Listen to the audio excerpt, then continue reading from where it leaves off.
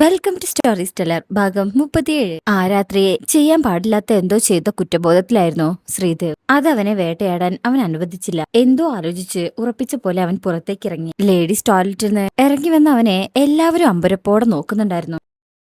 അവൻ അതൊന്നും ശ്രദ്ധിക്കാതെ നേരെ സ്ട്രീറ്റിലേക്ക് നടന്നു. 2 തെരുവുകൾ ചേരുന്നിടത്തുള്ള ആ ഒരു കടയിലേക്ക് കയറി ചെന്നു. അവിടെ വേറെയും സെയിൽസ്മാൻ ഉണ്ടായിരുന്നു. അയാളും കോണ്ടത്തെക്കുറിച്ച് വിശദീകരിച്ചുകൊണ്ടിരുന്നു. ശ്രീദേവ് നേരെ അങ്ങോട്ട് കയറി ചെന്ന് അയാളോട് ചോദിച്ചു, ഇവിടെ മൊത്തത്തിൽ എത്ര ബോക്സ് ഉണ്ട്?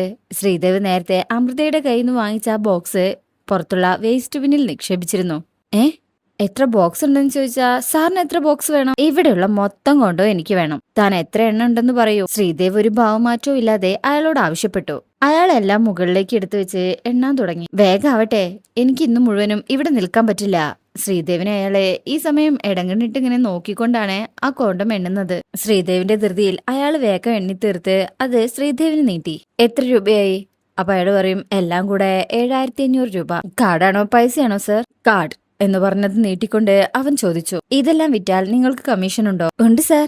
അയാൾ സന്തോഷത്തോടെ മറുപടി പറഞ്ഞു. ഓക്കെ, ഇൻവോയ്സിൽ അമൃത രാജീവിന്റെ പേരെഴുതിയാൽ മതി. അവര് കൺവീൻസ് ചെയ്തതുകൊണ്ടാണ് ഞാൻ ഇത്രയധികം വാങ്ങിച്ചത്. ശ്രീദേവ് പറഞ്ഞു നിർത്തിയതും അയാളുടെ മുഖത്തെ സന്തോഷം പെട്ടെന്ന് മങ്ങി. അമൃത രാജീവ്, ഇൻവോയ്സിൽ അവളുടെ പേരെഴുതിയാൽ മതി. അങ്ങനെ അവളുടെ പേരാണ് എഴുതിയതെന്ന് ഉറപ്പുവരുത്തിയിട്ടാണ് അവൻ കാർഡിന്റെ പിന്നടിച്ചത്. ഇതെല്ലാം എനിക്ക് എത്തിച്ചു തരാനുള്ള ഏർപ്പാട് അവളോട് പറഞ്ഞാൽ മതി. Okay sir. അഡ്രസ് എന്ന് പറഞ്ഞ പേപ്പറും പേനയും കൊടുത്തപ്പോ, അതിന്റെ ആവശ്യമൊന്നുമില്ല. ഡോക്ടർ ശ്രീദേവ് സുബ്രഹ്മണ്യം എന്ന് അവളോട് പറഞ്ഞാൽ മതി. അവൾക്കറിയാം എന്ന് പറഞ്ഞ കാർഡ് വാങ്ങിച്ച് അവൻ തിരിഞ്ഞു നോക്കാതെ പുറത്തേക്ക് നടന്നു. സങ്കടങ്ങളും വിഷമവും എല്ലാം കരഞ്ഞു തീർത്തിട്ട് അമൃത ടോയ്ലറ്റിൽ നിന്ന് പുറത്തിറങ്ങി. തെരുവിൽ അപ്പോഴും ആളുകൾ ഉണ്ടായിരുന്നു. അവൾ അവരെ എല്ലാം മറികടന്ന് പതുക്കെ നടന്നു നീങ്ങി. ക്ഷീണിച്ച് തളർന്ന അവൾ കടയുടെ മുന്നിലെത്തിയത്. അപ്പോഴുണ്ട് ആ കടയെല്ലാം അടുക്കി പെറുക്കി അവരവിടുന്ന് പോവാൻ തയ്യാറാവുന്നു. അവൾ ആകെ പരിഭ്രാന്തിയായി അങ്ങോട്ട് ഓടിച്ചെന്നു. നിങ്ങൾ എന്തായി ചെയ്യുന്നത്? ഇപ്പോഴും നല്ല തിരക്കുണ്ടല്ലോ. നമുക്ക് കുറച്ചുകൂടി കഴിഞ്ഞു പോകാം. ചിലപ്പോ വല്ല കച്ചവടവും നടന്നാലോ? ഇനി അതിന്റെ ഒന്നും ആവശ്യമില്ല. അതെന്താ?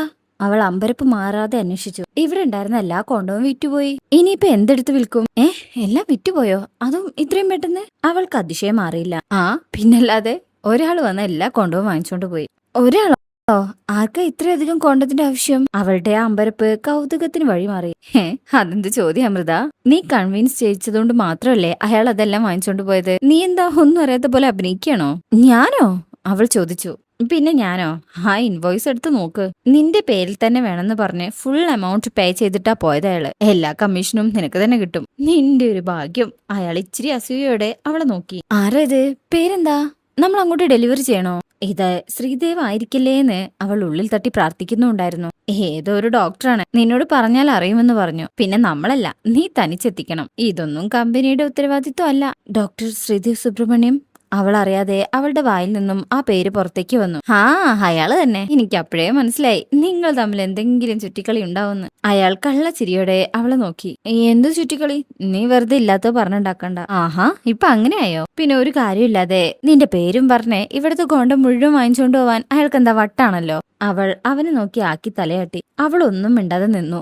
ശ്രീദേവിനെ ഇനിയും മതിയായിട്ടില്ലെന്ന് അവൾക്ക് മനസ്സിലായി. കോണ്ടത്തെക്കുറിച്ച് പറഞ്ഞ് കൺവിൻസ് ചെയ്യിപ്പിച്ചതുകൊണ്ട് അത് പരീക്ഷിക്കാൻ നിന്നെ വിളിക്കാനും സാധ്യതയുണ്ട്. പിന്നെ പേടിക്കണ്ട, ആള് സുന്ദരനാ. അയാൾ അവളെ കളിയാക്കാൻ തുടങ്ങി. ഈ സമയം ഭൂമി പിളർന്ന് താഴേക്ക് പോയാൽ മതിയെന്ന് തോന്നി അവൾക്ക് ശ്രീദേവിനോടുള്ള ദേഷ്യവും വെറുപ്പുമെല്ലാം ഇരട്ടിച്ചു. ശരീരത്തിന്റെ വേദനയെ അവൾക്ക് മറക്കാമായിരുന്നു. പക്ഷേ മനസ്സിനേറ്റ മുറിവിനെ അവൾ എങ്ങനെ ഉണക്കാനാണ്? അവൾക്ക് ശരീരവും മനസ്സും ഒരുപോലെ നിന്ന് കത്തുന്നത് പോലെ തോന്നി. അത് കണ്ണുനീരായി പുറത്തേക്ക് വന്നു. അങ്ങനെ പണിയെല്ലാം തീർന്നപ്പോൾ അവൾ ഡ്രസ്സ് ചേഞ്ച് ചെയ്യാൻ പോയി. ഇട്ടിരിക്കുന്ന കോമാളി വേഷം അയച്ച് അവൾ ബാഗിൽ തിരുകി. എല്ലാം നഷ്ടപ്പെട്ട പോലെ അവൾ ആ തെരുവിലൂടെ നടന്നു. ആ സമയത്തും നല്ല തിരക്കുള്ളതുകൊണ്ട് പുറത്ത് ഓട്ടോക്കാരനും ടാക്സിക്കാരൊക്കെ ഉണ്ടായിരുന്നു. ഒരു ടാക്സി വിളിച്ചു പോകുന്ന വഴികളിലെല്ലാം അവൾ അവനെക്കുറിച്ച് തന്നെ ആലോചിച്ചു. എത്ര ശ്രമിച്ചിട്ടും അന്നത്തെ സംഭവം അവൾക്ക് മനസ്സൊന്നും മായ്ക്കാൻ കഴിയുന്നുണ്ടായിരുന്നില്ല. താൻ ഇന്ന് കണ്ടത് ശ്രീദേവിനെയാണെന്ന് അവളുടെ ഉപബോധ മനസ്സ് ഇപ്പോഴും വിശ്വസിക്കാത്ത പോലെ. അവളുടെ കഴുത്തിലെ പാടിൽ വിരലോടിച്ച് അവൾ അത് വീണ്ടും വീണ്ടും ഓർത്തെടുത്തു. ഓട്ടോന്നിറങ്ങി വീട്ടിലേക്ക് നടക്കുമ്പോൾ വീടിന് പുറത്ത് ആരോ നിൽക്കുന്നത് കണ്ടു. പെട്ടെന്ന് ഒരു നിഴൽ മാത്ര അവളുടെ ശ്രദ്ധയിൽപ്പെട്ടത്. അടുക്കും തോറും ആ രൂപം വ്യക്തമായിക്കൊണ്ടിരുന്നു. പാർവതിയായിരുന്നു അത്. കറുത്ത ഗൗണിൽ അവൾ എന്നത്തേക്കാളും സുന്ദരിയായി കാണപ്പെട്ടു. പക്ഷെ അവളുടെ മുഖം ആ രാത്രിയേക്കാളും ഇരുണ്ടതായിട്ട് തോന്നി. അമൃതയെ കണ്ടപാടെ അവൾ ദേഷ്യത്തോടെ അടുത്തേക്ക് ചെന്നു. എന്തെങ്കിലും ചോദിക്കാൻ തുനിയുന്നതിനു മുന്നേ അവളുടെ കൈ അമൃതയുടെ കവിളിൽ പതിഞ്ഞു. അടിയുടെ ആഘാതത്തിൽ മുഖത്ത് നിന്ന് ആവി പറക്കുന്നത് പോലെ തോന്നി അവൾക്ക്. എന്താ സംഭവിച്ചതെന്ന് അവൾക്ക് മനസ്സിലായില്ല. സമനില വീണ്ടെടുത്ത് അവൾ ചോദിച്ചു, എന്താ പാർവതി ഇത്? എന്താണെന്ന് ഞാൻ പറഞ്ഞുതരണോ? പാർവതി ദേഷ്യത്തിൽ ചോദിച്ചു. കാര്യം എന്താന്ന് പറ. അമൃത അക്ഷമയോടെ എന്ന ഒരു കുറ്റബോധത്തിൽ ചോദിച്ചു. ഇന്ന് രാത്രി നടന്നത് എന്തെങ്കിലും പാർവതി അറിഞ്ഞിട്ടുണ്ടാവോ എന്ന് അവൾ ഭയന്നു. നീയും നിന്റെ അനുജത്തിയെല്ലാം എന്റെ സ്ത്രീയുടെ പിന്നാലെയാണെന്ന് ഞാൻ കേട്ടല്ലോ, സത്യാണോ? ഇത് കേൾക്കുന്ന അമൃത ഞെട്ടും. അനിയത്തിയോ? നിന്നോട് താരു പറഞ്ഞു? ആര് പറഞ്ഞാലെന്താ, അത് സത്യമല്ലേ. എല്ലാത്തിനും ഞാനൊരു പാഠം പഠിപ്പിച്ചു തരാം, അവൾ അമർഷത്തോടെ പറഞ്ഞു. അവളെ വെറുതെ വിട്ടേക്ക്, അവൾക്ക് അങ്ങനെയൊന്നുമില്ല. നിന്നെ ആരോ പറഞ്ഞ് തെറ്റിദ്ധരിപ്പിച്ചിരിക്കുകയാണ്, അവൾ പാർവതിയുടെ മുഖത്ത് നോക്കാതെ പറഞ്ഞു. അതെ, തെറ്റിദ്ധാരണയൊന്നുമല്ല. നീയും നിന്റെ അനുജത്തിയും മര്യാദയ്ക്ക് നടന്നാൽ നിനക്ക് കൊള്ളാം, അല്ലെങ്കിൽ എന്റെ തനി സ്വഭാവം അറിയും രണ്ടും. അവൾ ഭീഷണിയുടെ സ്വരമുയർത്തി. പാർവതി അവൾ ഇതുവരെ അങ്ങനെ കണ്ടിട്ടുണ്ടായിരുന്നില്ല. എപ്പോഴും ചിരിച്ച് സംസാരിച്ചുകൊണ്ടിരുന്ന പാർവതിക്ക് ഇങ്ങനൊരു മുഖം ഉണ്ടായിരുന്നു എന്നുള്ളത് അവളെ അതിശയിപ്പിച്ചു. എത്ര മുഖംമൂടികൾ ധരിച്ച മനുഷ്യർ ജീവിക്കുന്നത്. നീ ആരെയും പേടിപ്പിക്കുന്നത്? മതി, നിർത്ത്, പോകാൻ നോക്ക്. ഞങ്ങൾക്കാർക്കും നിന്റെ ചെക്കനെ വേണ്ട. അവനോട് പറഞ്ഞേക്കേ ഞങ്ങളുടെ പിറകെ വരണ്ടാന്ന്. അമൃതയും നല്ല മറുപടി കൊടുത്തു. ഓഹോ, അപ്പൊ അവനാണ് നിന്റെ പുറകെ നടക്കുന്നതല്ലേ? എന്നിട്ടാണോ ആരും കാണാത്ത തക്കം നോക്കി നീ അവനെ ടോയ്ലറ്റിൽ വിളിച്ചു കയറ്റിയത്? വലിയൊരു രഹസ്യം അനാവരണം ചെയ്യുന്നത് പോലെ അവള് പറഞ്ഞു. അമൃത അങ്ങ് ഷോക്കായി പോയി. ഇവളിത് എങ്ങനെ അറിഞ്ഞു എന്നാണ് അമൃതയുടെ മനസ്സിലേക്ക് ആദ്യം കടന്നു വന്ന ചോദ്യം. ഇനി ഡോക്ടർ രാജലക്ഷ്മി ഇത് വല്ലതും അറിഞ്ഞു കാണുമോ എന്നും അവൾ ഭയപ്പെട്ടു. അവളുടെ ശരീരം വിറയ്ക്കാൻ തുടങ്ങിയിരുന്നു. അത് പുറത്തു കാണിക്കാതെ അവൾ ചോദിച്ചു, അനാവശ്യം പറയരുത്. അവളുടെ ശബ്ദമിടറി. താൻ പറയുന്നത് നുണയാണെന്ന് അവളുടെ മുഖത്ത് എഴുതി വെച്ചിട്ടുണ്ടായിരുന്നു. ഹോ, ഞാൻ പറയുന്നതാണോ കുഴപ്പം? നീ കാണിക്കുന്നതിന് കുഴപ്പമൊന്നുമില്ലേ? പാർവതി ദേഷ്യം നിയന്ത്രിക്കാൻ പാടുവിട്ടുകൊണ്ട് ചോദിച്ചു. അത് പിന്നെ പാർവതി, നീ വിചാരിക്കുന്ന പോലെയല്ല. അവൾ വാക്കുകൾക്ക് വേണ്ടി തിരഞ്ഞു. എല്ലാം അറിഞ്ഞുകൊണ്ട് തന്നെയാ ഞാൻ ചോദിക്കുന്നത്. ഞാനേ തൊട്ടടുത്ത ടോയ്ലറ്റിൽ തന്നെ ഉണ്ടായിരുന്നു. നിങ്ങൾ രണ്ടുപേരും അവിടെ നിന്ന് ഇറങ്ങിപ്പോകുന്നത് ഞാൻ കണ്ടു. എന്താ, അത്രയും തെളിവ് മതിയോ? പാർവതി അമൃതയുടെ കഴുത്തിലെ പാടിലേക്ക് നോക്കി ചോദിച്ചു. നിനക്ക് നാണില്ല അമൃത, കല്യാണം ഉറപ്പിച്ച ഒരാളുടെ പിന്നാലെ നടക്കാൻ? നിന്നെയൊക്കെ വിളിക്കാനുള്ള പേര് എന്റെ നാവില് വരുന്നില്ല. അവളൊരു പുച്ഛത്തിൽ സംസാരിച്ചു. അമൃത നിന്നടുത്ത് നിന്ന് ഒരുങ്ങി. ഇതിലും നാണം കെട്ടൊരു സന്ദർഭം ഇനി സംഭവിക്കാനില്ലെന്ന് അവൾക്ക് തോന്നി. ഇനി ഇത് ആവർത്തിക്കരുത്, അപ്പൊ ഞാൻ ഇങ്ങനെയല്ല പെരുമാറുക. പറഞ്ഞില്ലെന്ന് വേണ്ട. പാർവതി വീണ്ടും അവളുടെ നേർക്ക് കൈയൊങ്ങി. പക്ഷെ ആ അടി അവളുടെ കവിളിൽ വീഴാതിരിക്കാൻ അമൃത തടഞ്ഞു. പാർവതിയുടെ കണ്ണുകൾ കോപം കൊണ്ട് ജ്വലിച്ചു. ഇത്രയൊക്കെ ചെയ്തു വെച്ചിട്ടും നിന്റെ അഹങ്കാരത്തിന് യാതൊരു കുറവുമില്ലല്ലോ. എനിക്ക് നിന്റെ ഭാവി ഭർത്താവിന് വേണ്ട, അയാളെ നീ തന്നെ എടുത്തോ. അമൃത അവളുടെ കൈ താഴെ ഇട്ടുകൊണ്ട് പറഞ്ഞു. നീ ഓർത്തു വെച്ചോ, ഇതിന് നീ അനുഭവിക്കും. ഞാൻ എണ്ണി എണ്ണി കണക്ക് പറയിപ്പിക്കും. അത് പറഞ്ഞ് പാർവതി കാറിൽ കയറി അവിടുന്ന് പോയി. അമൃതയാണെങ്കിൽ ഇന്ന് എന്തൊക്കെയാണ് സംഭവിക്കുന്നതെന്നറിയാതെ കുറച്ചു സമയം ആ ഇരുട്ടിൽ നിന്നു. അന്ന് നടന്നതെല്ലാം പാർവതി അറിഞ്ഞു കാണുന്ന അവൾ സ്വപ്നത്തിൽ പോലും കരുതിയതല്ല. എന്നാ അവളെല്ലാം അറിഞ്ഞിരിക്കുന്നു. ഇനി ഇതെല്ലാം ഡോക്ടർ രാജലക്ഷ്മിയുടെ കാതുകളിൽ എത്തില്ലെന്ന് അവൾ വിശ്വസിച്ചു. അവളുടെ സ്വഭാവം പാർവതിക്ക് നന്നായിട്ട് അറിയാമായിരുന്നു. അവരിതെല്ലാം അറിഞ്ഞു കഴിഞ്ഞാ പിന്നെ അവിടെ എന്തൊക്കെ കോലാഹലം ഉണ്ടാവുന്നേ ആർക്കും പറയാൻ കഴിയില്ല. പിറ്റേ ദിവസം ഹോസ്പിറ്റലിലെ റൗണ്ട്സിന് പോവാൻ നിൽക്കായിരുന്നു ഡോക്ടർ ശ്രീദേവ്. അപ്പോഴാണ് അങ്ങോട്ടൊരു അറ്റൻഡർ വരുന്നത്. Good morning doctor Sreedev. Good morning. എന്തെങ്കിലും ആവശ്യമുണ്ടോ? ഞാൻ റൗണ്ട്സിന് പോവാൻ നിൽക്കായിരുന്നു. യെസ് ഡോക്ടർ, റിസപ്ഷനിൽ ഒരു കോള് വന്നോ? എന്തോ പാർസൽ വന്നിട്ടുണ്ട്. അത് ഡോക്ടർ ഒപ്പിട്ട് കൊടുത്താലേ കിട്ടൂ. പാർസലോ?